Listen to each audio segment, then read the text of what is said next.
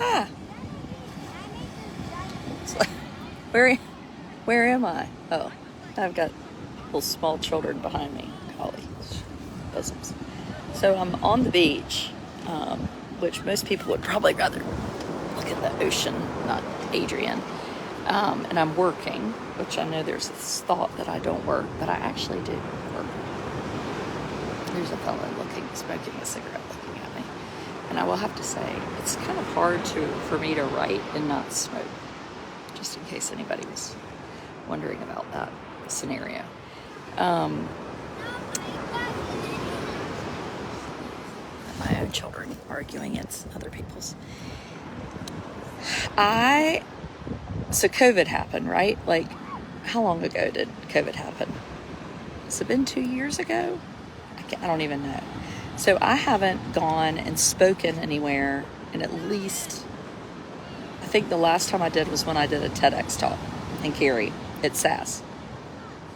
And obviously that was like the biggest thing I've ever done work-wise in terms of, one, it was a big deal to me to do that, but two, it was a ton of work because you had to plan your talk, which was, 35 minutes, and I had to have the whole thing memorized. I realized quickly that I had a great respect for people that are in soap operas because I was like, how did these people memorize these lines every day? It's the only thing I could accomplish. So blah, blah, blah. Anyway, I did that. Well, I haven't spoken since COVID. Some things got canceled, and now things have been ramping back up. This past spring, I got asked to do a couple things. Or maybe it was, I don't know. I don't think I was vaccinated. I was a little bit nervous, like, I have autoimmune stuff. I don't need to get COVID. So anyway, now people are kind of getting back in this full swing of things, even though this new variant is like highly contagious, which is just great, what we all need. And I'm working on a book proposal, and this is a very boring story. Working on a book proposal in the fall, so I have pretty much just said, no, I'm not doing speaking because I have to focus, and I struggle with focus and commitment. Well, a few months ago, Carteret General Foundation Hospital, which is down at the beach where we are in the summer, Morehead City, a hospital that has been extremely kind to us. I got the IV treatment when I had COVID the first time. I've shown up at the ER barefooted with Amos. We got transferred to Chapel Hill. That's been a few summers ago. I mean, I feel like Carteret General is always happy to welcome us. So when they said, well, hey, will you be a speaker down at the beach this summer? Well, how could I say no? One, I love them. And two, do marry a man who disrespects your children. I think you meant don't. Two, I was like, I'll be at the beach. It'll be easy. I've done a lot of speaking. I'll take a shower. I'll get a babysitter. Have a good lunch. No big deal. Big deal. So it's on Thursday, and I've been like thinking and doing some writing and pondering, what am I going to talk about? So I have 30 minutes. I've been asking my subscribers, what do you think I should talk about? And I am just stuck. I'm stuck. At the same point, I'm like, oh my gosh, if anyone is down anywhere near Morehead City, New Bern, Kempston, Jacksonville, please come buy a ticket and support the hospital and come hear me, because I need people that like me there. It's probably going to be people that have never heard of me that are like, this person is a nut. She's a nut. Hi from Aberdeen, Scotland. Oh, well, you're definitely not coming. So if you have, in Wyoming, if you had 30 minutes to tell your story, what do you say? And I'm not like most of us don't like to speak in front of other people. I mean, is that a pretty safe bet? You don't want to be boring, do the TED Talk. Well, I don't want to do the TED Talk because I've done the TED Talk. And I want these folks to know, life changes so quickly.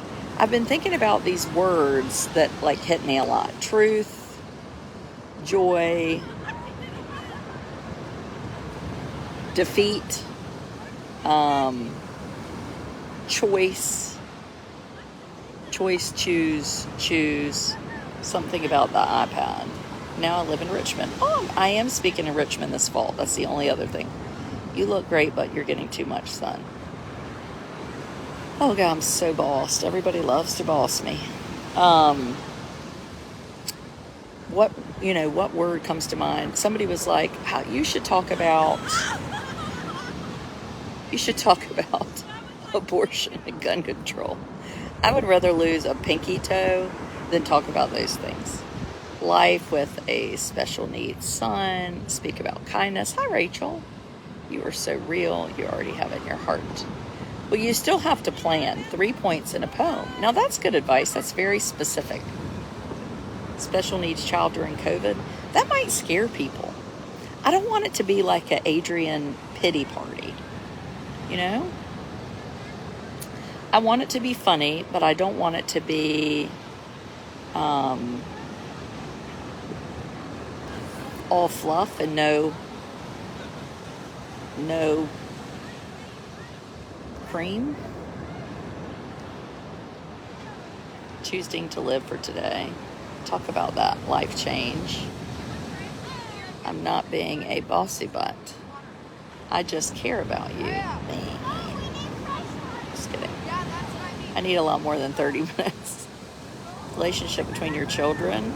Well, I should talk about my children because I'm clearly not allowed to talk about them on my blog or have them. They were on a video this morning, which, yeah, that would be good. My boys were on a video this morning, and they were, basically they get on a subscriber video, and then they just humble me. I mean, they're like, you are so, they could just say 100 mean things. No, I woke up this morning, Amos and I slept till 9:30. I was like, this is awesome. And, I can't see the comments now. And then I kissed him, which annoyed him, because he's real into not being kissed.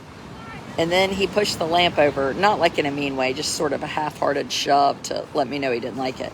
And then Blair had left the world's largest size of cat treats on my dresser with the top off. And then these hundreds of cat treats spilled in the bed, in the lamp, on the floor. I was like, I haven't even had any coffee and all this happened. How does that happen? Hold on, I can't see the comments. Let's see. How about raising teenage boys? Ugh. Did they give you any specifics? Who's the audience? I don't know who the audience is. Talk about how your audience tells you how to live your life. Beach holes. Beach holes. That's like the best thing I've ever heard. Who you are. I thought you were saying, who are you? I was like, I don't freaking know. What you stand for, what you think for tomorrow. Some of the posts you have made this summer about your kids has been so heartfelt. Go with that. The philosophy of choice. Could you talk about, hold on. I can't, I'm so busy trying to read the comments. How to fight compassion fatigue as a caregiver. Talk about not getting what you planned, but being grateful for what you got. Have you ever had Atlantic Beach pie? Living in the moment. Speak your truth. Amos has done. Oh, y'all are full of ideas. Like my subscribers, 1 minute at a time. I could sleep all day on the beach, my friend Sally said. Me too.